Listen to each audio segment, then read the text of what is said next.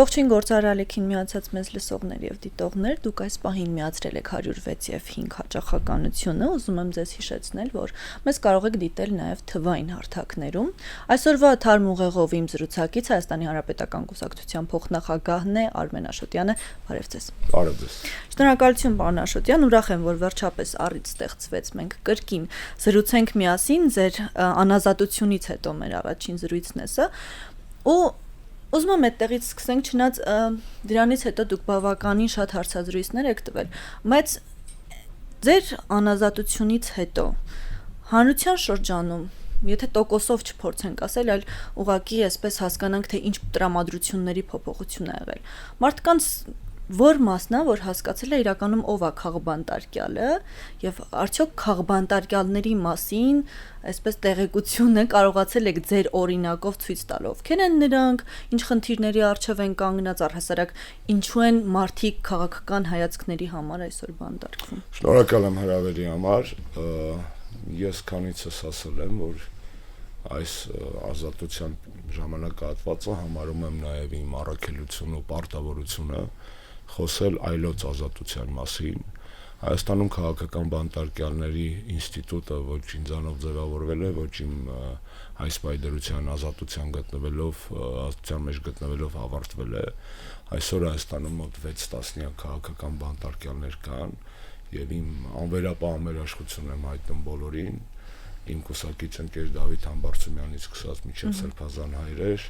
լրագրողներ Վազգեն ու Նարեկից մինչեւ Սամվել Կարապետյան, ազգային ժողովի պատգամավոր Արթուր Սարգսյան եւ մնացած բոլորին թողնել են, որ մահուները չեն տալիս, Վահագն Չախալյանին եւ մնացած բոլորին։ Այդ մարդկանց մի մասը իմ քաղաքական հայացքների տերը չէ, բայց դա ինձ չի խանգարում շատ ազնիվ եւ ուղիղ պայքարել իրենց իրավունքների համար։ Վերջերս ազգային ժողովում կայացած լսումների ընթացքում,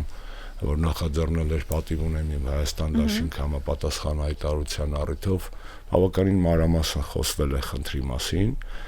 եւ Հայաստանում քաղաքական բանտարկյալների գոյությունը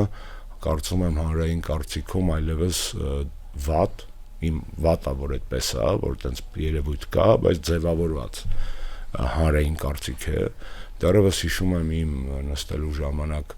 Անրության 50%-ից ավել արդեն ընդունում էր այդ փաստը, որ քաղաքական բանտարկյալներ կան, այդ թվում ձեր խոնարհծառան, այսօր վստահ եմ, որ սոցիոլոգիան ավելի մեծ թվեր է ցույց տալու, կամ կույր է պետք լինել, անհոգի եւ անբարո է պետք լինել, չտեսնելու համար, որ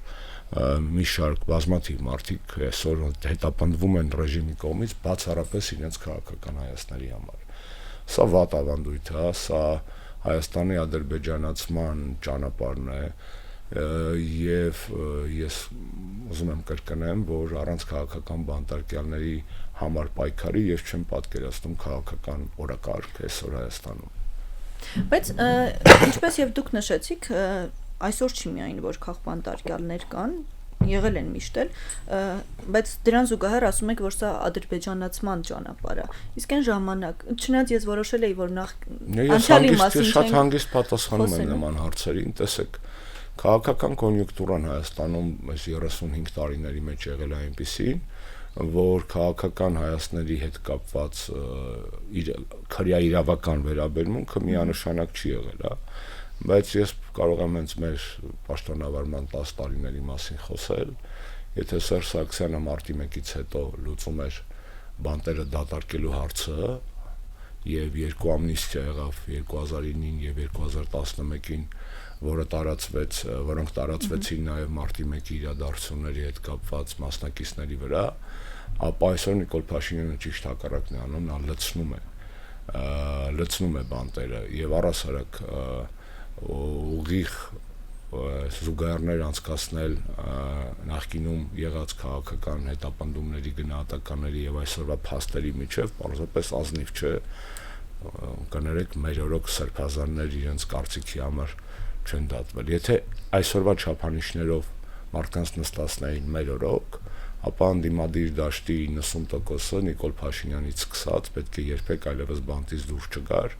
որովհետև այդքան ատելություն, բռնության կոչեր, վիրավորանքներին չհնչել է այդ դաշտից մեր հասցեին, որպես կանոն անպատեհ առիթներով դժվար է պատկերացնել, հա, այդ ծավալը։ Այս վերադառնանք այսօրվա մեջ, հա, այսօրվա մեջ մենք ունենք իրավիճակ եւ հայ ժողովրդի լավագույն զավակներից մի մասը նստած է Բաքվի բանտերում որպես քաղաքական բանտարկյալներ, մյուս մասը Երևանում։ Ես վստահ եմ, ես կրկնում եմ ու պատրաստ եմ ապացուցել, որ այս սյուիտան, այսպես ասած, Ալիևն ու Նիկոլը խաղում են 4 ձեռքով, игра в 4 руки, որ դաշնամուր գնացել է գիտի, երկուսով են դա անում, որովհետև եւ Արցախի ռազմաքաղաքական ղեկավարության գերեվարումը եւ պատանդառությունը եւ այդ զավեշտալի դատականիստերը Բաքվից եւ Երևանում տեղի ունեցող քաղաքական հետապնդման դրսևորումները միևնույն օպերայից են, դրանք նույն բանն են, նույն կոմպոզիտորներն են գրել ճակերտավոր, նույն սցենարիստները եւ պարզապես մի մասը նստած է Բաքվի բանտերում, մի մասը Երևանի բանտերում։ Հիշեցնեմ դες նաեւ Սերժ Սարգսյանի հայտարարությունը վերջերս իր ոդկասթի ժամանակ ասաց, որ ինքը ունի կասկածներ, որ Բաքվի բանտերում հայտնված մարդկանց մի մասը հայտնվել է այնտեղ պաշտոնական Երևանի հորդորով կամ խնդրանքով։ Իմաստն ասում է պաշտոնական Ռուսաստանի հորդորով։ Դե ինվիտակ հիմա ինչի մասին ենք մենք խոսում։ Կարծում եք Նիկոլ Փաշինյանը այդքան հայ հասարակության համար կարևոր է եղել օրինակ Ռուսաստանում քաղաքական բանտարկյալի բան ունեցող, համբավ ունեցող Նավալնու ազատազրկումը կամ այսօր այլ մարդկանց, չէ։ Ամեն հասարակություն, ես ամենայն դեպս անհամեստ չեմ, բայց քաղբանտարկյալ է, կոնկուրս կրասատի չի, որ հանրության շրջանում կարծում եմ Նավալնիի դեպքում բավականին մտահոգված է։ Ես իմ դեմքը սիրուն է, օպեսի լավ քաղբանտարկյալ է, իմ սրտի քաղբանտարկյալ հասկացում չկա։ Անկամ ամենաոչ, այսպես ասած, արտակնապես հրապուրիչ կամ իրենց քաղաքական հայացքներով ոչ գրավիչ մարդիկ, եթե հետապնդվում են քաղաքական հայացքների համար, նրանք քաղաքական բանտարկյալներ են։ Չէ, դառնում է խղճի խայտ, հասարակության համար խղճի խայտ։ Դա ամոթ է։ Ցանկացած հասարակության համար ամոթ է քաղբանտարկյալ ունենալը։ Մեր համար կրկնակի ամոթ է, որովհետև ինչպես արդեն ասացի, մի մասը անգամ Բաքվի բանտերում են, հա։ Ինչ վերաբերում է զուգահեռներին, ապա անհամեստ չեմ չի, բայց երբ որ ես ապօրինի ազատազրկված էի Եվրոպական իշխող կուսակցության կողմից, ընդունվեց մի բանաձև, որտեղ Արևելյան Եվրոպայի քաղբանտարկյալների ցանկում ներառված էր ձեր համեստ ծառայի անունը, կողքը Նավալնի եւ Սաակաշվիլի կողքին, այսինքն սա էլ է իրավական փաստ, քաղաքական գնահատական իրավական փաստով, ես դրան էի ուզում հասնեինք անդրադառնանք, միջազգային հարթակներից ճնշումները որքանով են ազդում այստեղ քաղբանտարկյալների հանդեպ վերաբերմունքի վրա, ազատությունների շատ լավ հարց եք տալիս։ Ես քանի որ խոստովանեցի, որ իմ ազատության ընթացքում ոչ միայն պարտավորություն ունեմ խոսելու եւ ուզում եմ խոսել իմ եւ իմ կուսակցության քաղաքական տեսակետների մասին, այլ նաեւ քաղբանտարկյալների ազատության համար պայքարում լուման եմ ուզում ունենալ, որպես այսօր ի տարբերություն իրենց խոսելու իրավունք եւ հնարավորություն ունեցող մարդ, գիտական հետազոտություններ կան եւ դա տպագրված լուրջ ամսագրերում ձեր հարցի հետ կապված, որքանով են ավտոկրատ կամ տոտալիտար ռեժիմները, այսպես ասած, արձագանքում միջազգային ճնշումներին եւ միջազգային ճնշումների դեպ շատ խայտաբղետ տարբեր են, հա, միջազգային ճնշումները կարող են լինել ՀԿ սեկտորի մակարդակով, Amnesty International, Freedom House, Human Rights Watch, կարող են լինել միջազգային մամուլի էջերում, կարող են լինել միջազգային քաղաքական celebrity-ների մակարդակով եւ գիտականորեն ապացուցված է, որ առաջինը, այո, անգամ տոտալիտար ռեժիմները, իսկ մենք դեռ տոտալիտարիզմի չենք հասել, Նիկոլը ավտորիտարացման ճանապարհին է այս պահին, անգամ տոտալիտար ռեժիմներն են արձագանքում միջազգային ճնշումներին, եթե այդ ճնշումները թիրախային են եւ համակարգված, երկրորդը շատ ավելի հեշտ է պայքարել քաղբանտարկյալների ազատության համար միջև նրանց դատապարտումը, դատավճիռը, քան հետո, սա էլ է ապացուցված փաստ է, մեծ բազային նայել գիտնականները, այսինքն դրա համար է հիմա պետք պայքարել, նաև որովհետև հիմա ավելի մեծ են շանսերը, որ միջև վերջնականը չինցու գործերով ահաբեկչություն, ես իմ զիբիլ բան ինչ որ հորինած է, այդ քնչական մարմինների կողմից, այդ փուլում հիմա ավելի հեշտ է պայքարել եւ արդյունավետ կարող է լինել։ Երրորդ հանգամանքը այն է, որ կոնկրետ փաստ բերեմ ձեզ, հա, ով է համարվել Եվրոպայի վերջին դիկտատորը, Լուկաշենկոն, ու Ալիևն էլ հետ է հիմա։ Լուկաշենկոն անգամ արձագանքեց Տրամպի անձնական հորդորներին, խնդրանքներին եւ մի քանի ռեյսով, այսպես ասած, բաց թողեց մի քանի տասնյակ քաղաքական բանտարկյալ Բելարուսից։ Սա նույնպես փաստ է։ Եվ ես կասկած չունեմ, որ եթե մենք ունենայինք կամ ունենանք մի օր նորմալ ազգային իշխանություն, այսօրվա միջազգային կոնյունկտուրան որքան գեոպոլիտիկ առումով ընդունված է ասել, որ Նիկոլա հաջո է, Նիկոլա նպաստ է, այսպես ասենք, այնուհանդերձ կան հնարավորություններ անգամ այսօր պայքարելու այդ մարդկանց ազատության համար, որովհետև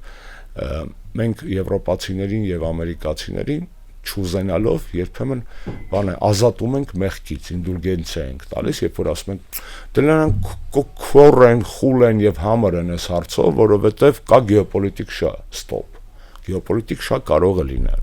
բայց ոչ ոք չի ասում, որ գեոպոլիտիկ շահի սպասարկման, որ էլի մեր սրտով չի, որ էլի մեզ կարող է հակասել մեր շահերին, բայց ով ասում, որ գեոպոլիտիկ շահերի մեջ դու պետք է աչք փակես արժեքների վրա։ Դու պետք է աչք փակես քո իսկ դավանած մեր երկրում տարիների ընթացքում սերմանված արժեքների, ասենք կարող ես լինել արևմտամետ, բայց իսկ ով ասեց, որ պետք է լինես քոր միաժամանակ այս հարցերում։ Ով ասեց, որ պետք է լինես ամբարո։ Խիեք վարկաբեկում արևմտամետությունը որպես քաղաքական, այսպես ասած, կատեգորիա Հայաստանում։ Խի արևմտամետությունը դարձել Հայաստանում ամբարոյականության, քաղաքական կուրության, կոնյունկտուրայի հոմանիշը, խի չկա ավելի մեծ հարված արևմուտքի արժեքներին, քան այսօր արևմուտքի արժեքների անվան տակ այստեղ աշխատող վարձկան քաղաքական կամ հասարակական ազդեցության ագենտները։ Գուցե սպասելիքները պարզապես այլ կողմից են։ Ես նորից ասեմ, սպասելիքները կարող են լինել 1001։ Միշտ օրինակ մեր հանրությունը Վերում Ուկրաինայի օրինակը, մոնիկա ջան, կներես։ Դժվար Նիկոլին ավելի շատ սիրեն արևմուտքում, քան Զելենսկին, չէ՞։ Դժվար ակնհայտ է։ Բայց անգամ այս պարագայում, որ Զելենսկին իրանց ծոցի տղեն է, այսպես ասած, հա, գեոպոլիտիկ առումով, Ուկրաինայի նկատմամբ կոռուպցիոն թեմաներով, մարդու իրավունքների խախտման թեմաներով, արևմուտքի, այդ թվում քաղաքական ինստիտուտների ուշադրությունը այս վերջին ամիսներին, եթե չասեմ 1-2 տարվա ընթացքում աճել է։ Օրինակ Զելենսկու աշխատակազմի ղեկավարը գրեց հրաժարական կոռուպցիոն սկանդալի պատճառով։ Օրինակ, երբ որ Զելենսկին փորձում էր Ռադայում անցկացնել, իրենց խորհրդարանում անցկացնել հակաժողովրդավարական օրենք, կոռուպցիայի հետ կապված, ամբողջ արևմտյան ազդեցության, այսպես ասած, ցանցերը ոտքի ելան, ստիպեցին հետ ողորմի անել։ Օրինակ Եվրոնեստում վերջերս Հայաստանում եղավ այդ խորհրդարանական վեաժողովի նիստը, մի քանի կետով քննադատված է Ուկրաինայում մարդու իրավունքների եւ կոռուպցիայի վիճակը։ Կներեք։ Այնպես չի իրենց ծոցի տղային իրենք այդպես աստվածացնում են, էլի։ Ահա, հիմա ասածս այն է, որ անգամ եթե արևմտամետ դիսկուրս այսօր ընդունենք որպես գերակա քաղաքական հանրային, հա, տիրույթում, դնում եմ մի կողմ դա լավ ավատա մեր հետ բռնում է, չի բռնում, մեր շահերին համընկնում է, թե չէ, անգամ այդ դիսկուրսը չի ենթադրում, որ դու պետք է գնաս իրականում արևմտամետ դիսկուրս չկա Հայաստանում, հա, դա լոլո է, դա թերքամետ դիսկուրս է։ Դու պետք է գնաս այդ ճանապարհով քաղաքական բանտարկյալների, հալածանքների, ազատ խոսքի մամուլի նկատմամբ, չես կարող գնալ արևմուտք ոտնարելով արևմտյան արժեքները, դա նոնսենս է։ Կան Հայաստանը սութի գնում արևմուտք Նիկոլի օրոքի իբր այդ կուտնա չէ, այդ բաշխված մեր լրատվական դաշտում, ոտնահարելով այդ նույն արևմուտքի արժեքները։ Այսինքն սենց ոնց է լինում։ Իսկ գուցե նոր աշխարհակարգում արևմուտքի արժեքներն են փոխվում։ Դե թող իրանք ասեն այդ դեպքում փոխվում են, թե օրինակ Ուկրաինային, որ պարտադրում են խաղաղության ծրագիր, հա, գիտեք, այս վերջի շաբաթների քննարկումները, այո, հասկացա ձեր հարցից, եվրոպական ամբողջ քաղաքական հանրույթը ասում է, որ չի կարող խաղաղությունը լինել անարդար, զուգահեռներ անցկացվեք Հայաստան-Ադրբեջանի հետ, հա, չի կարող լինել անարդար չի կարող լինել ուժի եւ սպառնալիքի տակ պարտադրված եւ չի կարող ոտնահարել Ուկրաինայի տարածքային ամբողջականությունը։ Երբ որ պետք կա նույն արևմտյան ինստիտուտներից լսում ենք կարծիքներ, որոնք ես երանի կտայի, որ հնչեին հայ-ադրբեջանական խաղաղության գործընթացի հետ կապված, բայց հնչում էին եւ այդքանով ավարտվում էր ամեն ինչ։ Մենակ դա չէր, ապրեք, շատ խելացի դիտարկում ենք անում։ Հնչում էր 20 թվականի վերջ 44-օրյա պատերազմից հետո, 21 թվական, անգամ 22 թվականի սկիզբ եվրոպական քաղաքական ինստիտուտներից, Եվրոպարլամենտից, ազգային խորհրդարաններից գալիս էին բանաձևեր, ձևակերպումներ, ռեզոլյուցիաներ, պրես ռելիզներ առայն, որ Արցախի հարցը լուծված չէ, որ Ադրբեջանը պետք է պատասխանատվություն կրի ռազմական հանցագործությունների համար։ Իսկ այսօր հնչում է, որ խաղաղությունը շատ լավ բան է։ Գիտեք խի, բայց գիտեք խի, ես ոչ մեկի երեսը չեմ լվանում, հա, բայց փաստը մնում է փաստ, որ եվրոպական քաղաքական շրջանակներում նույնիսկ 44 օրյա պատերազմից հետո կար հնարավորություն եւ պատրաստակամություն թղթերով կարող եք նայել առաջ տանելու անգամ այդ վիճակում կապիտուլյացիայից հետո առաջ տանելու մեր ազգային օրակարգը եւ այստեղ խնդիրը նորից գալիս է հետեւյալ հարցին Նիկոլ Փաշինյանը վերարտադրվեց այսինքն հայկական իշխանությունները Հայաստանի իշխանությունները նրանք հայկական չեն կներել Հայաստանի ռեժիմը գնաց իր ճանապարհով եվրոպացիք էլ տեսան 1-2-3 դա Հայաստանին պետք չի գործող ռեժիմի իմաստով բնականաբար շատ հեշտությամբ եւ արագ սկսեցին խաղալ իրանց մաքուր ռեալ պոլիտիկի խաղը իրանց շահերի բացառապես իրանց շահերի վրա բայց իրանք տավել էին մեզ հնարավորություն նորմալ իշխանություն ունենալու պարագայում պատասխանատվության կանչել Ադրբեջանին վերակենդանացնել Լեռնային Ղարաբաղի կարգավիճակի հետ կապված խնդիրները ստեղծել իրականում անվտանգային համակարգ տարածաշրջանում ոչ թե Ալիևի բարի կամքի էնդորֆինների կորտիզոլի հորմոնալ տատանումներից հետորվա եւ այսպես շարունակ Այսինքն մենք ունենք իրավիճակ, որտեղ, այո, անգլերեն ասում են lost opportunities, հա, կորցված հնարավորություններ ունեինք անգամ 44 օրից հետո, բայց մենք կունենանք, հիմա էլ ունենք հնարավորություններ ինչ-որ բան շտկելու։ Ես չեմ ուզում, որ կես տարի հետո, կամ ամիսներ հետո, կամ տարի հետո, ֆրանկ ասենք, ես ու դուք գանք նստենք, ասենք, գիտեք, 25 թվականի դեկտեմբերի 1-ին էլ մենք ունեինք հնարավորություններ, որոնք lost եղան, կորսված են արդեն։ Ամեն անգամ կարելի է կանխել էլ ավելի վատ բան եւ Նիկոլ Փաշինյանի իշխանությունը ամեն օրվա չեպեների շրջանակ է տալիս հետեւաբար առաջնային կանխելու հարցը որն է որ այսօր կարող ենք կանխել եւ ում օգնությամբ այ մենք արևմուտքի հավաքական արևմուտքի մասին ենք խոսում Ռուսաստանի մասին քիչ խոսեցինք Ռուսաստանը որքան դերակատարություն ունի այդ process-ներում Ասեք Ռուսաստանի վիճակը դժվար վիճակ է պետք է դա հստակ ասել որովհետեւ նախ Սենց ուղիղ ասենք, այն երկրները, որոնք գերտերության հավակնություն ունեն, գերտերության, սուպեր փաուեր, այսպես ասած, չգրված կանոնով քաղաքագիտական պետք կանոնակ լինեն, կռիվ տալ 2 եւ ավելի ճակատների վրա։ Կարողացա բացատրել։ Այսինքն, եթե օրինակ ԱՄՆ-ն գերտերությունն է, թելերը չկտրեն, վիճակի է եւ միջին արևելքում, մերձավոր արևելքում կռիվ տալ, այսպես ասած, եւ Վենեսուելայում երկու ճակատով էլ ռեսուրսերիքում է։ Նույն Չինաստանի պարագայում իհարկե այնտեղ սպეციფიკա բան է, այդ ուժի բանը, գործիքները, գործիքակազմը սպეციფიკա։ Ռուսաստանը մի կողմից գերտերություն է, ակնհայտ է, բայց մյուս կողմից փաստացի չի կարողանում երկու գեոպոլիտիկ ֆրոնտ պահել։ Եվ ամեն անգամ, երբ որ իրանց էքսպերտները, քաղաքական շրջանակները ասում են, որ դա մենք Ուկրաինայով ենք զբաղված, շատ լավ, Ուկրաինայով եք զբաղված, բայց դուք կորցնում եք, մոռանամ Հայաստան, դուք կորցուք որպես չեզոք քաղաքագետ ենք, հա։ Դուք կորցնում եք կենտրոնական Ասիան, դուք կորցնում եք, հա, կորցրել եք Հարավային Կովկասում ահռելի ազդեցություն։ Կան տարբեր ճակատներում դուք կորուստներ եք կրում եւ չեք կարողանում փաստորեն խոստովանում եք, որ երկու գեոպոլիտիկ ֆրոնտ պահել չեք կարողանում։ Հիմա ռուսական իշխանությունների կողմից ռուսական կողմին վերագրվող մեղքերը Նիկոլ Փաշինյանի կողմից բնականաբար շահարկումների դաշտում են այն իմաստով, որ ինքը փորձում է պատասխանատվությունը պարբերաբար ճղթել նախկինների ջեբը, դա նույնը չի ստացվում։ Ռուսաստանի ջեբը, հետո ես հիմում ջեբը, այտենց ինքը պատասխանատվություն բաշխելու չէ։ Ինքը միայն մեղավորության հարցով էր, չէ՞։ Կներեք, մեղավորության հարցով մեղավորը Հայաստանն է, հայ ժողովուրդն է եւ Հայաստանի իշխանությունները։ Հայ ժողովուրդը ինչու՞ է մեղավոր։ Մեղավոր է, որովհետեւ միջև այսօր մենք չենք կարողացել, ես էլ որպես ժողովրդի մասնիկ չենք կարողացել ազատվել այն իշխանություններից, որոնք բերել են այս արհավիրքը եւ շարունակում են այս արհավիրքը բերել։ Այո, ընդդիմությունն էլ է մեղավորը, տեղ քաղաքական կուսակցությունները, ընդդիմության գործիչները, ինձանից սկսենք, սա այս պետք է ասել, հա։ Բայց արձանագրել մեղավորությունը, հետո հասկանալ ինչ գործողությունները շատ ճիշտ հարցադրում եք անում, ես դες կարող եմ ասել, ավել չեմ ասելու, քան հիմա կասեմ, չբզբզեք այս իմ պատասխանից հետո խնդրում եմ, որ ինձ ջենտլմենական առումով վատ վիճակի մեջ չդնեք, հանրապետական կուսակցությունում կա ստեղծվում է իմ հղկվում ասենց ասեմ ձեզ, մազգավոյ պրոդուկտ, ուղեղային պրոդուկտ, թե ինչա պետք անել Նիկոլից հետո բոլոր հիմնական ուղղությունները անվտանգություն, կոմունիկացիաներ, Հայ-ադրբեջանական հաշտեց խաղաղության գործընթաց, այսինքն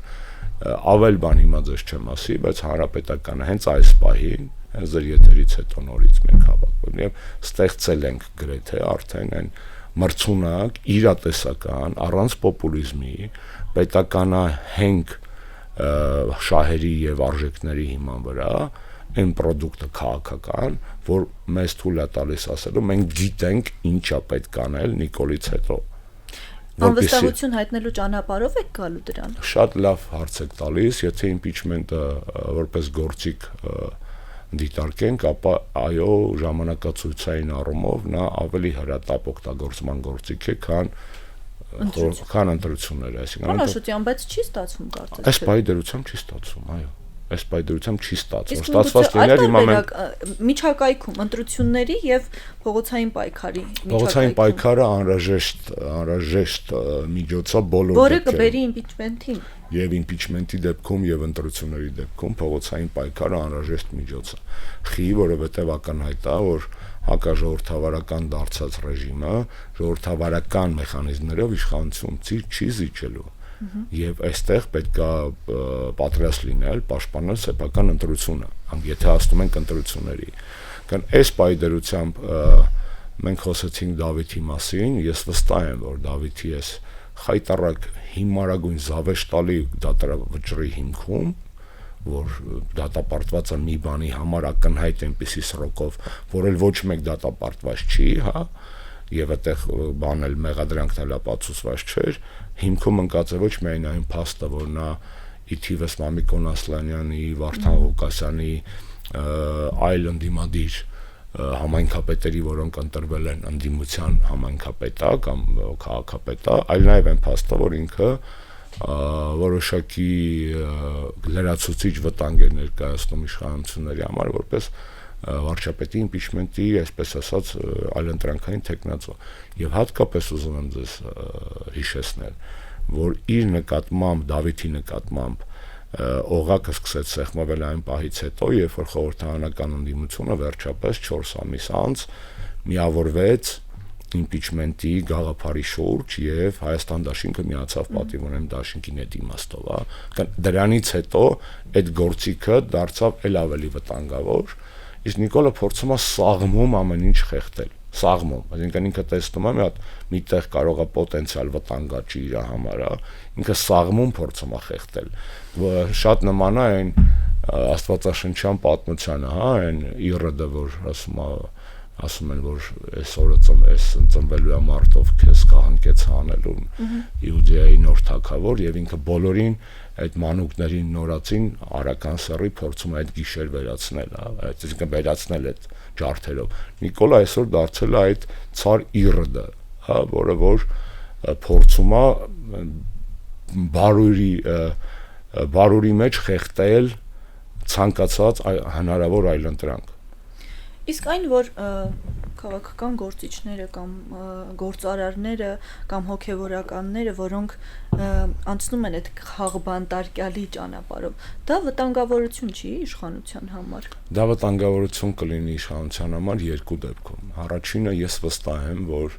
նույն այն արևմտյան ինստիտուտները, որոնք այսօր խայտարակ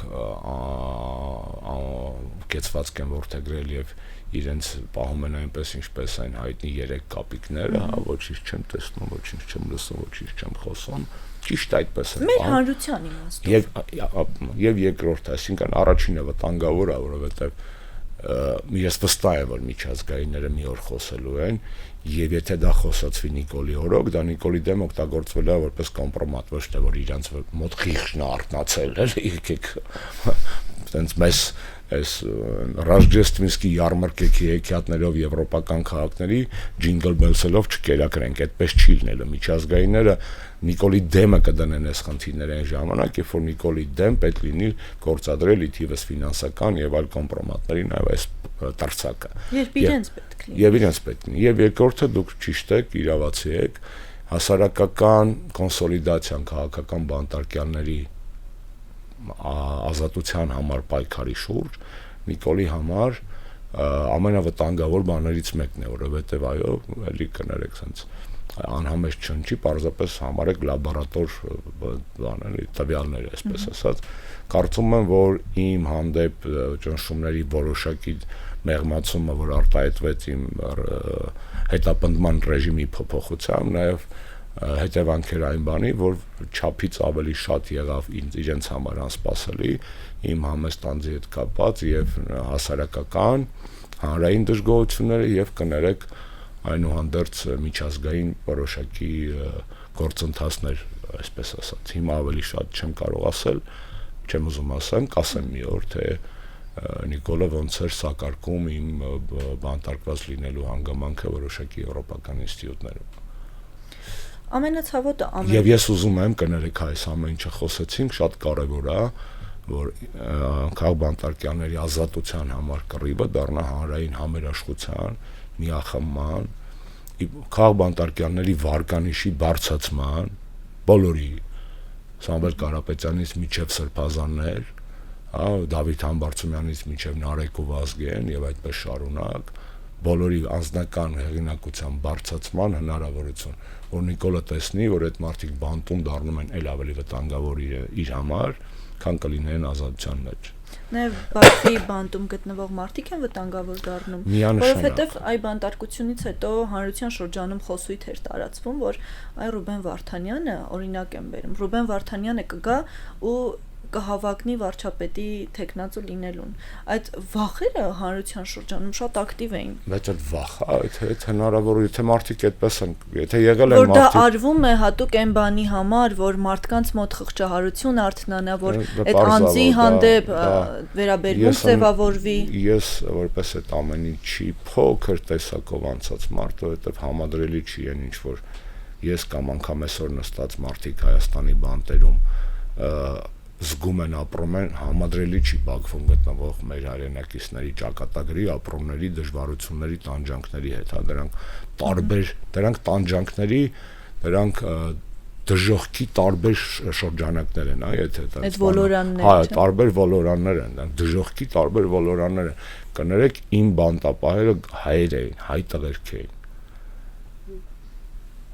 Բաքվի բանտերում նստած, ուրիշ բան չեմ ասում, հա, չեմ ուզում տենց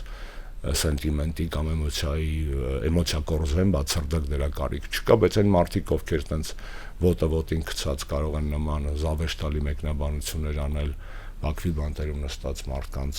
ճակատագրի կամ ինչ-որ պրոցեսների, օպերացիաների հետ կապված, լեզուս էլ չի պատտվում ու չի պատտվելու, ես ոչ մի հայի չեմ ուզում տեսնեմ Բաքվի բանտում նստած, ասեմ, որ դե հատակ դուք գնացեք տենամ, ոնց է, մի օր կդիմանաք այդտեղ ակնհայտ է, որ Բաքվի բանտերում նստած մարդկանց շարքում կա Հայաստանի ոչ հայ ժողովրդի, մենք ասում ենք Արցախի ռազմաքաղաքական ղեկավարություն, եկեք ավելի չոտքի ու ազնիվ ասենք, հայ ժողովրդի ռազմաքաղաքական էլիտայի մի մասը նստած է Բաքվի բանտում, եւ չմոռանալով մեր եւ Բակո Սահակյանը, եւ Արկադի Ղուկասյանը, եւ Դավիթ Մանուկյանը, եւ Դավիթ Իշխանյանը, եւ Ռուբեն Վարդանյանը, եւ էլի մարդիկ Դավիթ Բաբայանը, մարդիկ են, ովքեր հայ ժողովրդի ռազմաքաղաքական հարստությունն են կներեք։